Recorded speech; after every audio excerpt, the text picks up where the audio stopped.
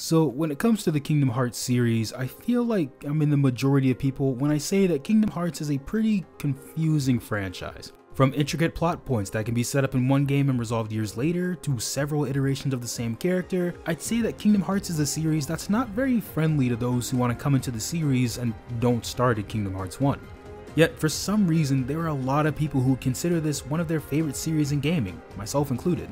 And Kingdom Hearts is a series that I would say has great gameplay and an even greater soundtrack, but the thing I want to talk about today is the story.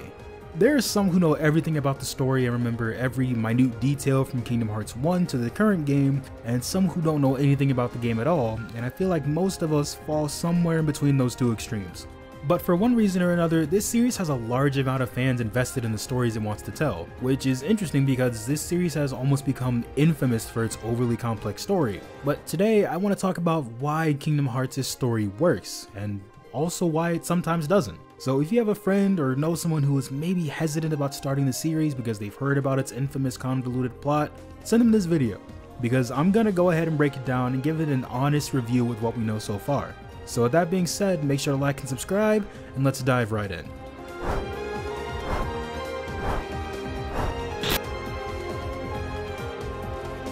I think no matter what you think of this series once you really get into it, a good reason why I think the story does well for itself is because it never strays too far from its roots as a game that involves a lot of Disney properties. And the reason I bring this up is because before we get into the Kingdom Hearts original story beats, I think it's important to at the very least acknowledge what essentially makes up half of this franchise. I think that having some of that Disney charm does end up giving this game a more lighthearted feeling and helps attract some of the more curious players to this game.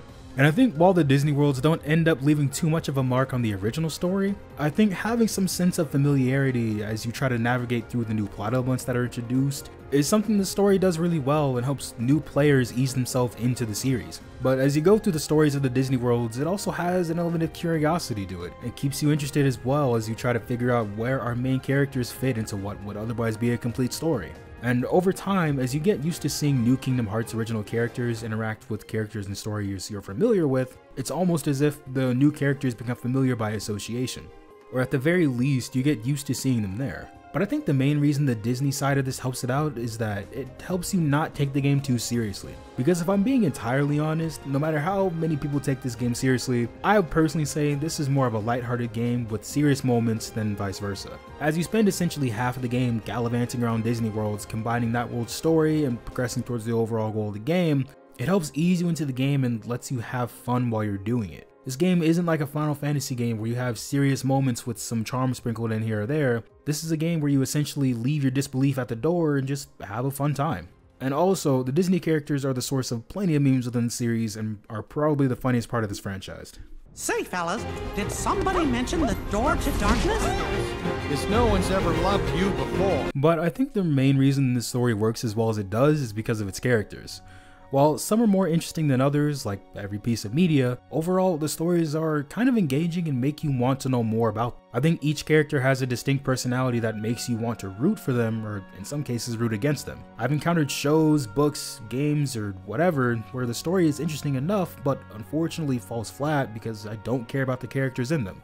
And Kingdom Hearts is not one of those stories. Within this story about the classic struggle of light and darkness, full of Disney and Final Fantasy characters, you find stories that are actually pretty human. You have characters like Aqua, who spent a decade in the realm of darkness, come out with PTSD, or Xion having to make the choice of giving up her life so her friends could live, or living to watch her friends suffer. I think Kingdom Hearts, when you get into the stories of the characters, it's interesting to see the contrast between these sort of outlandish stories and these pretty realistic characters having to deal with these fantasy issues in a realistic way. And seeing all of these characters is kind of what makes the story work, because having these characters be as relatable as they are, it makes it easier for the player to get immersed into the world and care about what's going on. I think to this day, my favorite story in the series is 358 Over 2 Days, because it tugs on the heartstrings in a way that doesn't feel over exaggerated. The story has you go through everything through the eyes of Roxas and makes you feel like how you can imagine Roxas feels.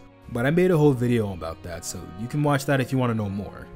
But then, once you get past the characters, you get into the overall story of Kingdom Hearts, and that's where it gets interesting. I'm sure a lot of you watching this believe that I'm biased because I play a lot of Kingdom Hearts, but what I'm about to say, I say taking all of the series' criticisms into account. The story of Kingdom Hearts is good. And when I say that, I don't mean that Kingdom Hearts is perfect or without its flaws, but I think when you take everything into account, the positives of this series do end up outweighing the negatives. I think Kingdom Hearts has an interesting take on that classic tale of light and darkness by simply having characters that use darkness yet aren't evil. It actually includes that gray area, and that alone makes it more interesting because everything isn't as cut and dry as you think it would be. In this series, darkness doesn't mean evil and light doesn't mean good, which, while a simple change, it makes it pretty interesting. But when you start to get into the actual story, I'm sure you've heard that it can get pretty convoluted, and yeah, that's true. But however, I don't think the word convoluted should be synonymous with bad. I think that once you get into the games, everything is laid out pretty clearly in a way that's genuinely fun to experience from game to game. Even though the story itself is a lot to handle, and we'll get into that a bit later, I think it works because it gives you access to all the information you need. It's pretty easy to hear all of the criticisms about this series and dismiss it as a bad story to experience, but once you dive into it, it does end up making sense, for better or for worse. I think that while there are a lot of plot elements that are introduced, the game does everything it can to make sure you have all the information you need to understand it, between having journals, reports to read that bridge information between games, having a recap in the case of Dream Drop Distance, and so on. Whether you like the information you're given or not is up to you and your personal taste, but everything you need to know is there, and if you get to the end of the game and don't know about something, chances are it'll get explained in a game or two because that's what long-running series tend to do. But that's unfortunately where we get into why parts of the stories don't work. I said earlier that information is given to you so everything you need to know is there, but I think one major issue with this series is that it's very difficult for newcomers to come in. Even with all the games existing on every major platform, so you don't have the problem of having to jump from console to console, it's still difficult to keep track of every plot point and every detail. Even if you were to binge all the games from back to back, it's very easy to forget the little details that may or may not come back in later games. And if you didn't start with Kingdom Hearts 1, and let's be honest, a lot of us didn't, you got some backtracking to do.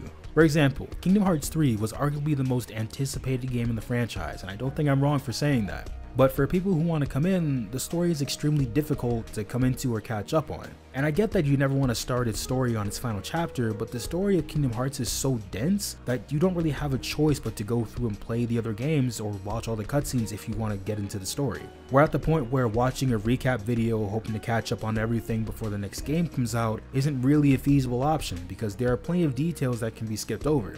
And that's not a knock against the creators doing these videos, but that just speaks to the density of the series itself. There's so much to know about the lore so the next game makes sense, and even then you might still be lost on a couple of things. When I was younger and started with Kingdom Hearts 2, the series was still relatively new, so even if I had no knowledge of 1 and Chain of Memories, I still very much enjoyed the story of Kingdom Hearts 2. Because even though that game is a continuation of something that happened before it, there's enough that lets the game stand on its own with little to no confusion. But as the series goes on, it becomes increasingly impossible to do that. Not just because of the fact that it's been going on for 20 years, but because of the next point I want to bring up, which is the story's increasing complexity. From Kingdom Hearts 1 to Kingdom Hearts 2, or 358 over 2 days, the story was fairly simple. You had a boy who lost his friends in Kingdom Hearts 1 and who found them by the end of Kingdom Hearts 2 and returned home. And 358 over 2 days just gave context to Roxas as a prequel game. But I think when you introduce Xehanort and the story continues on, it starts to become increasingly messy. And while it's normal to add more as the story goes on, I think the amount that Kingdom Hearts adds is so much that that argument becomes less and less viable the more games come out. And there's one game that honestly, I think is at the core of it all. Now, I think a lot of people can say that while Dream Drop Distance is a fun game, it's unfortunately where a lot of the issues I have with the plot stem from.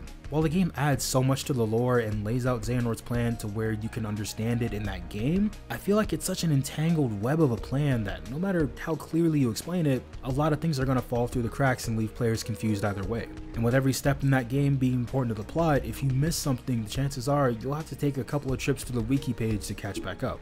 Because once you get off that train, it becomes increasingly difficult to get back on. And with the series where it is now, with the whole alternate reality thing happening, it has the potential to either clean itself up or get even messier. And that's unfortunate because Kingdom Hearts didn't start that way. And while the direction in the series is going could be really fun, I find that as the games go on, I have to suspend my disbelief more and more, which in the beginning was fine, but over time, it just kind of gets exhausting. Between adding different versions of different characters, Disney worlds that are sometimes important and sometimes filler, unnecessarily complex rules of time travel, and so much more, I can understand how this can turn people away from the series. And like I said before, when everything ends up coming together, it's very satisfying, but getting to that point as you go through the series can be a pretty tall order to say the least. Overall though, when you take everything together, I still think that Kingdom Hearts is a good series.